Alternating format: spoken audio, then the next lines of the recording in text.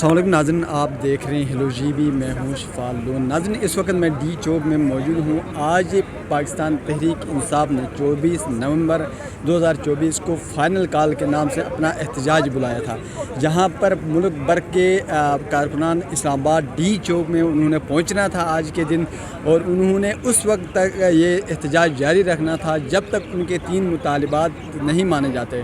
تو ابھی کے صورتحال یہ ہے کہ کارکنان نکلے ہیں لیکن اسلام آباد میں انٹر نہیں ہو چکے ہیں۔ دیکھنے میں یہ آ رہا ہے کہ وہ کارکنان آئیں گے یا نہیں آئیں گے، وہ تو بعد کی بات ہے۔ ابھی اسلام آباد کی بات کریں تو اسلام آباد میں پاکستان جو اسلام آباد کو ملانے والے 3 مزید جو مین شاہراہیں ہیں ان کو بند کر دی گئے ہیں۔ مارگلا ہائی وے ہے، اور اس کے ساتھ سری نگر ہائی وے ہے، اس کے ساتھ ایکسپریس وے ہے، اس کے ساتھ مری سے آنے والے جو مین سڑکیں ہیں وہ کنٹینرز لگا کے بند کر دیے گئے ہیں۔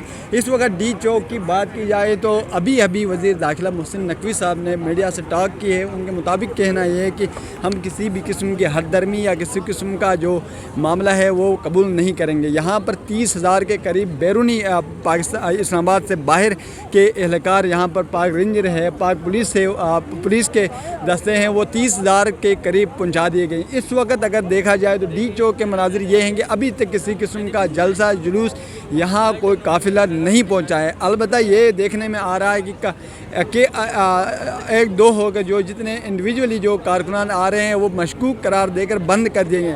اس میں یہ بھی کہا جا رہا ہے کچھ ایسے کارکن جو افغانی باشندے بتائے گئے ہیں جو گلیلے لے کر یہاں پر پہنچ گئے تھے، ان کو بھی اریسٹ کیا گیا ہے۔ محسن نقوی صاحب کے مطابق یہ کہا جا رہا ہے کہ پچھلے دھرنے میں جو 100 میں سے 30 جو لوگ پکڑے گئے ہیں وہ افغانی پکڑے گئے ہیں۔ اس وقت محسن نقوی صاحب بھی موجود ہیں، غیر رسمی گفتگو وہ کر رہے ہیں پاک پولیس کے ساتھ، اسلام آباد پولیس کے ساتھ گفتگو ہیں۔ اور اس کے ساتھ دیکھا جائے تو ابھی بھی ڈی چوک کے بڑے یہاں پر سیکیورٹی بہت ہائی الرٹ کی گئی ہے۔ رینجر کی بات کی جائے تو رینجر بھی یہاں پر کثیر تعداد میں موجود ہے۔ اس وقت ڈی چوک میں بالمکمل طور پر ڈی چوک پورا امن ہے۔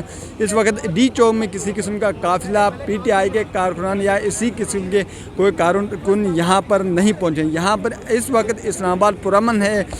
کنٹینرز لگا کر مین شاہراہیں اسلام آباد کے اندرونی اور بیرونی جو شاہراہیں وہ مکمل طور پر سیل کر دیے گئے ہیں۔ تو ابھی تک کے جو صورتحال ہیں وہ مکمل طور پر پرامن ہے۔ آگے آنے والی جو صورتحال سے آپ کو باخبر رکھیں گے، تب تک مجھے دیجیے اجازت۔ اللہ حافظ۔